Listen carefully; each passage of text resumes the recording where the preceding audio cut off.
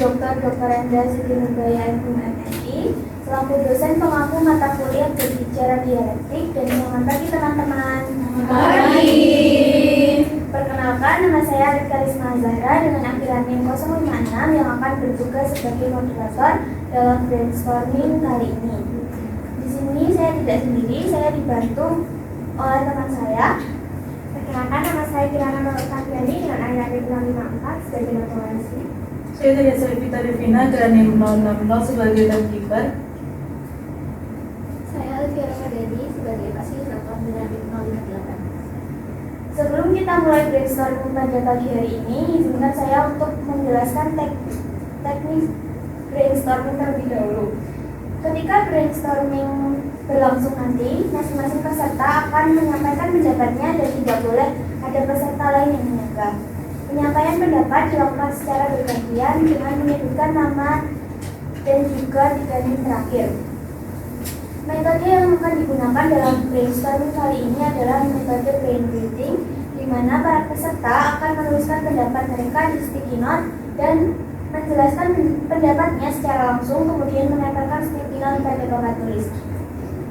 Pada brainstorming kali ini kita akan membahas mengenai UTBK SNBT. UTBK SNBT atau ujian tulis berbasis komputer seleksi nasional berdasarkan tes merupakan salah satu proses dari SNPMB atau seleksi nasional penerimaan mahasiswa baru. Psikolog anak dan remaja Vera Ita Biliana Diwijoyo mengatakan bahwa para remaja mengalami stres yang relatif tinggi setiap menghadapi ujian. Salah satunya adalah ujian UTBK SNBT. Vera menyebutkan bahwa menghadapi situasi dengan tingkat stres yang relatif tinggi ini dapat menyebabkan turunnya motivasi belajar sehingga penyerapan informasi pun menjadi tidak optimal karena kelelahan otak. Untuk itu penting untuk membangun situasi belajar yang menyenangkan dan suportif untuk pelajar. Kondisi emosional yang baik akan membantu pelajar mengatasi tekanan sehingga belajar akan menjadi lebih efektif dan mampu menguasai HOTS atau High Order of Thinking Skills, yaitu kemampuan berpikir tinggi yang meliputi kemampuan analisis dan berpikir kreatif dalam memecahkan masalah. Nah, di sini saya akan mengajukan beberapa pertanyaan untuk mengetahui pendapat masing-masing peserta. Pertanyaan yang pertama yaitu, apa faktor yang mempengaruhi semangat belajar siswa untuk mengikuti UTBK? Apakah ada yang ingin berpendapat? Baik, kepada Pak Gani, silakan.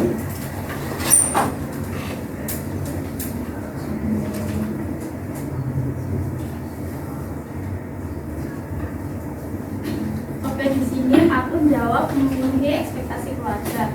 Jadi menurutku dengan kita semangat belajar UTBK dan akhirnya nanti kita terima di UTBK tersebut, kan keluarga juga punya ekspektasi kepada kita kan, karena kayak anakku harusnya keterima di UTBK bisa masuk kuliah nih. Nah, itu dari ekspektasi tersebut kita semangat belajar. Nah, dengan kita semangat belajar dan diterima, kita memenuhi ekspektasi keluarga. Seperti itu.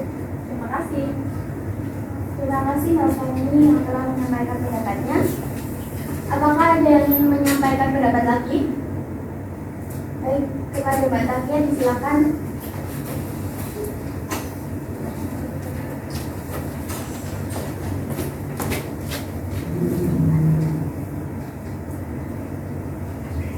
Perkenalkan, nama saya Tafia Salatiga, akhir dari 047. Di sini saya menjawab mimpi. Karena kalau misalnya kita punya impian atau mimpi, kalau aku ingin masuk ke PTN ini, aku ingin masuk ke jurusan ini, itu tuh membuat kita jadi semangat belajar. Soalnya kita pengen meraih mimpi itu. Ya, terima kasih. Baik, terima kasih Mbak Tafia yang telah menyampaikan pendapatnya. Selanjutnya, Mbak Safitri.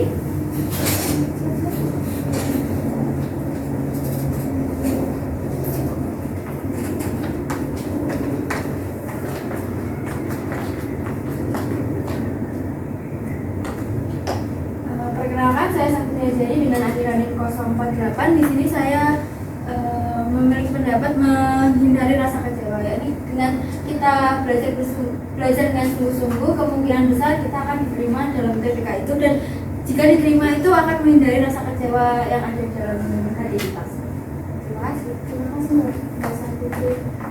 Pendapat selanjutnya Mbak Ayin, silakan.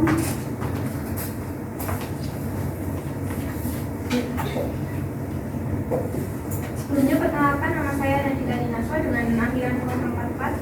Di sini saya berpendapat faktor pengaruh belajar UTBK yaitu tidak ingin jalur mandiri, yaitu karena biasanya jalur mandiri itu kan biayanya lebih mahal, jadi dioptimalkan melalui jalur UTBK. Terima kasih Mbak Ayin. Pendapat selanjutnya Mbak Dian, silakan.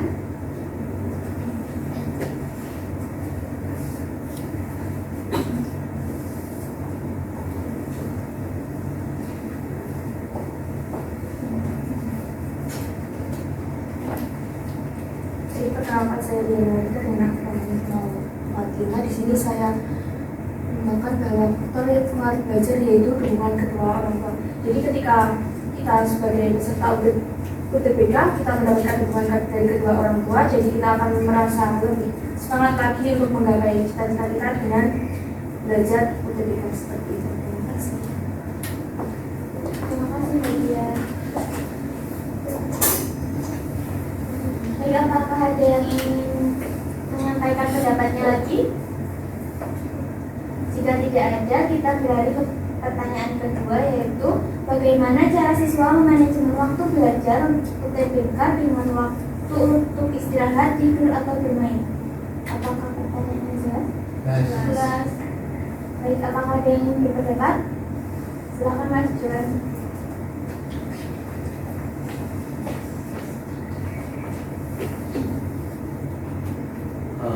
Baik, menurut saya untuk tips manajemen waktu dalam menghadapi UTBK ini adalah menyiapkan jadwal harian. Kita harus menyiapkan jadwal kegiatan yang akan dilakukan kita pada hari itu, seperti untuk belajar, tidur maupun istirahat. Kita harus memahami bahwa kita harus memahami bahwa kita penting untuk memberikan waktu bagi diri kita untuk istirahat, tidur ataupun bermain. Karena dengan begitu, insya Allah kita akan bisa merefresh otak kita agar terhindar dari stres akibat terlalu banyak atau terlalu lama belajar seperti itu. Terima kasih. Baik, terima kasih Mas Johan atas pendapatnya. Apakah ada yang ingin berpendapat lagi? Mbak Hasna, silakan.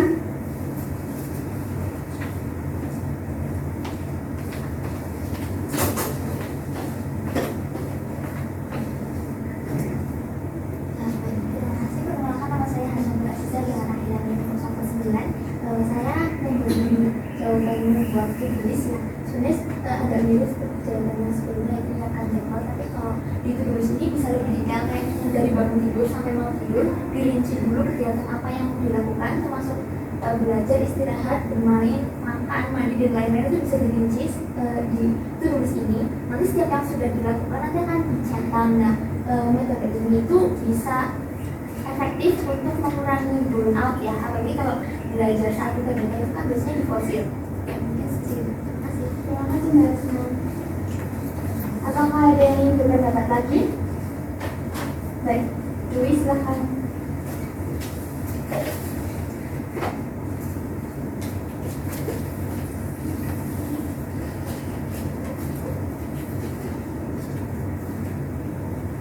Baik, perkenalkan, nama saya Dwi Nur Afiani dengan akhiran NIM 052. Kalau tips manajemen waktu menurut saya itu sendiri adalah dengan kita melihat waktunya terlebih dahulu. Jadi kan di tiap harinya itu kita pasti ada kayak rutinitas seperti pada jam sekian harus sholat, jam sekian harus ngapain. Jadi kita juga harus membagi waktunya dengan rinci gitu. Dan tapi ketika sudah memanajemen waktu juga dilaksanakannya itu berturut-turut, meskipun belajarnya sehari cuma 1 jam, tapi kalau dilakukan secara berturut-turut itu insya Allah kita akan memahami materinya. Sekian dari saya, terima kasih. Terima kasih. Apakah ada yang ingin berpendapat lagi? Mbak Inaga, silakan.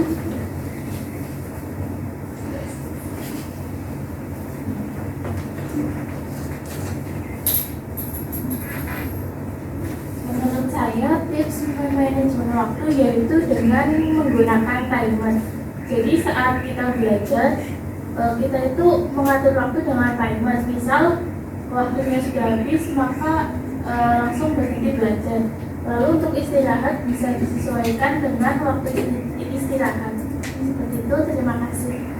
Terima kasih Mbak. Apakah masih ada yang ingin berpendapat? Jika tidak, kita beralih ke pertanyaan yang ketiga, yaitu apa kegiatan yang sebaiknya dilakukan siswa setelah selesai mengikuti UTBK? Apakah ada yang ingin berpendapat? Mbak Regina, silakan.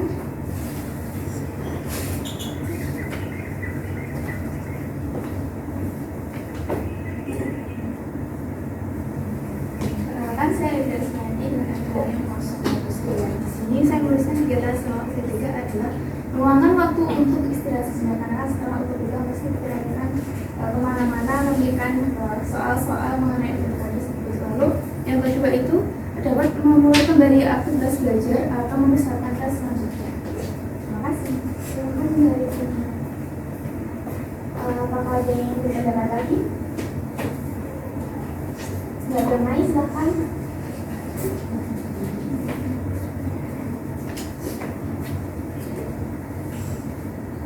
Jadi, perkenalkan saya Damina Anissa dengan akhiran ke-97. Di sini saya berpendapat kegiatan setelah UTBK adalah berdoa. Jadi, bagaimanapun semua usaha kita sebelum untuk mempersiapkan ujian itu akan sia-sia jika kita tidak diikuti dengan doa. Jadi, bagaimanapun Tuhanlah yang mengatur takdir kita. Jadi, sekian, terima kasih. Terima kasih Mbak Bermai. Apakah ada lagi yang ingin berpendapat? Marcella, silakan.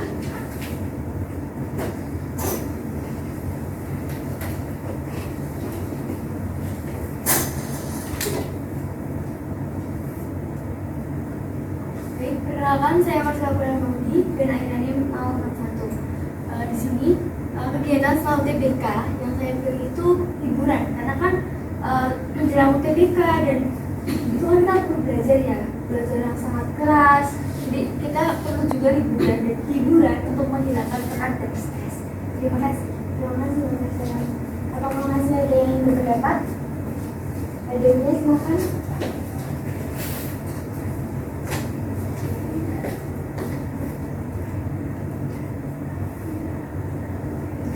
Baik, perkenalkan nama saya Dewi Kacahyani dengan akhiran yang 015. Jadi kegiatan setelah UTBK saya memilih untuk mempersiapkan alternatif yang lain, karena kita tidak boleh berharap hanya dengan UTBK saja. Dan mempersiapkan alternatif yang lain ini bisa dengan pertimbangan seperti opsi lain, contohnya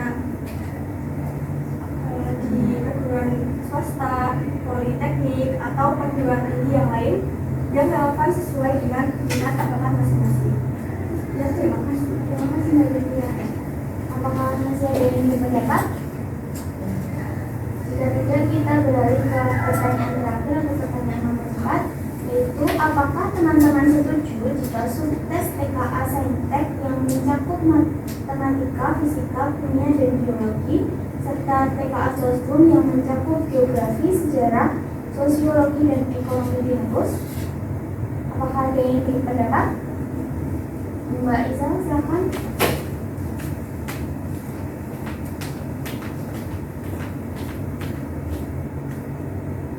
Perkenalkan, nama saya Aisyah Bagis dengan akhiran NIM 064. Di sini saya kurang setuju dengan penghapusan TKA ya, karena penghapusan TKA itu kan berarti kita UTBK cuma TPS. Dan hal ini bisa memudahkan seseorang memilih jurusan yang di luar jurusan saat SMA. Sebenarnya hal itu emang ada cukup bagusnya, tapi justru bisa membuat kita kekurangan ilmu pengetahuan umum yang dasar gitu. Jadi mau gimana pun, seperti contohnya kalau misalnya kita masuk akuntansi, kita tetap harus dapat ilmu pengetahuan umumnya tentang akuntansi saat SMA dulu. Jadi saya kurang setuju dengan penghapusan TKA. Terima kasih. Terima kasih Mbak Isa. Apakah ada yang ingin berpendapat lagi? Mbak Ida, silakan.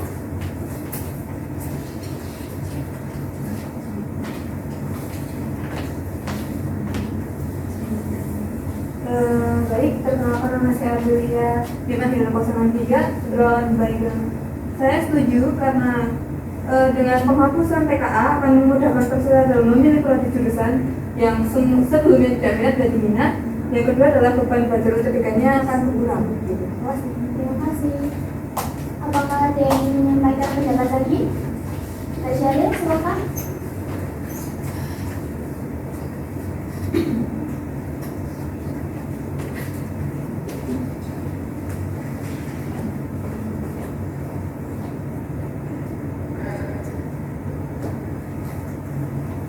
Oke baik, perkenalkan nama saya Syaril Alirani Musona 2. Di sini saya kurang setuju ya dengan adanya saya kurang setuju untuk alasannya itu kurang lebih sama seperti Mbak Isel ya. Karena menurut saya TK itu penting karena banyak prodi atau jurusan yang membutuhkan pemahaman yang lebih di beberapa subtes atau mata pelajaran jurusan kedokteran itu membutuhkan kemampuan pemahaman yang lebih baik di kimia, biologi, dan fisika. Nah, apabila TK tersebut dihapus, maka kita itu tidak tahu mereka yang lolos di prodi kedokteran itu apakah memang benar-benar menguasai subtes, menguasai ilmu-ilmu dasar tersebut, atau karena mereka itu lolos karena beruntung, karena di UTBK ini tidak ada, hanya mengandalkan TPS saja, jadi kayak hanya mengandalkan penalaran sehingga ilmu-ilmu dasarnya itu kurang dapat teruji seperti itu. Terima kasih.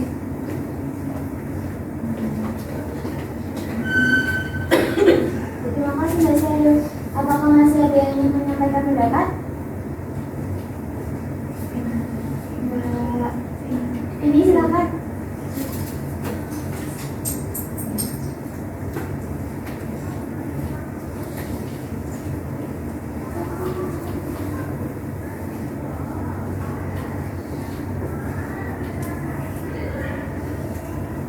Baik, perkenalkan saya Tina Lufiani Ainani 065.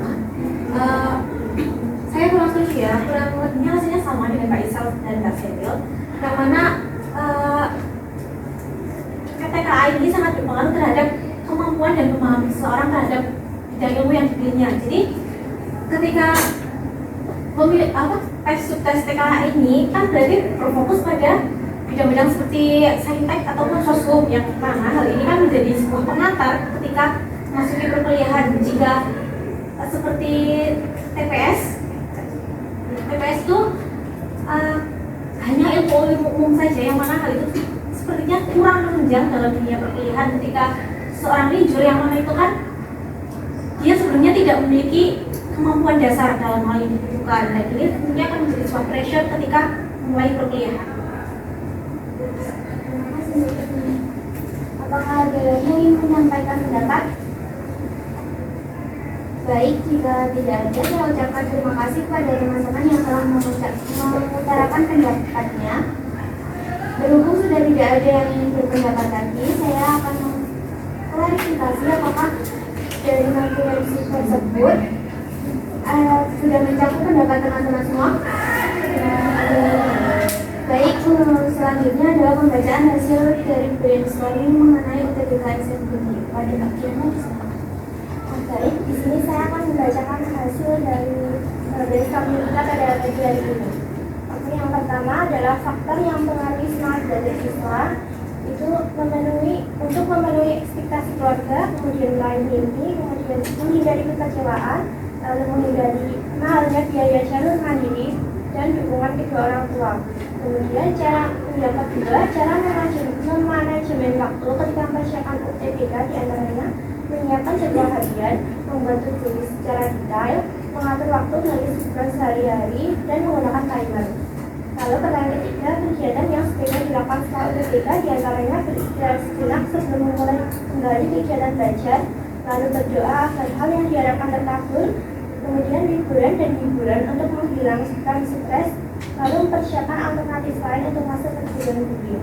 Yang terakhir, pendapat tentang TKA, saintek dan TKA sosum yang dihapus. 3 orang tidak setuju dan 1 orang setuju. Dan disimpulkan bahwa kebanyakan tidak setuju karena itu akan memudahkan orang lain untuk berpindah jurusan, padahal dia tidak memahami dasar-dasarnya. Terima kasih. Terima kasih Mbak Diana. dari hasil yang telah dibacakan oleh Mbak Fiana, apakah sudah dapat disetujui? Sudah. Baik, jika sudah, mari kita tutup brainstorming pada pagi hari ini. Terima kasih kepada Ibu Dr. Dr. Baya MUMSI yang telah mendampingi kami pada pagi hari ini, dan juga saya mengucapkan terima kasih kepada teman-teman yang telah berpartisipasi dan aktif dalam brainstorming pada pagi hari ini. Saya Karisma Zahra selaku moderator, pamit undur diri dan memohon maaf apabila terdapat kesalahan dan juga tutur kata saya yang kurang berkenan di hati teman-teman. Terima kasih. Wassalamualaikum warahmatullahi wabarakatuh. Waalaikumsalam warahmatullahi wabarakatuh.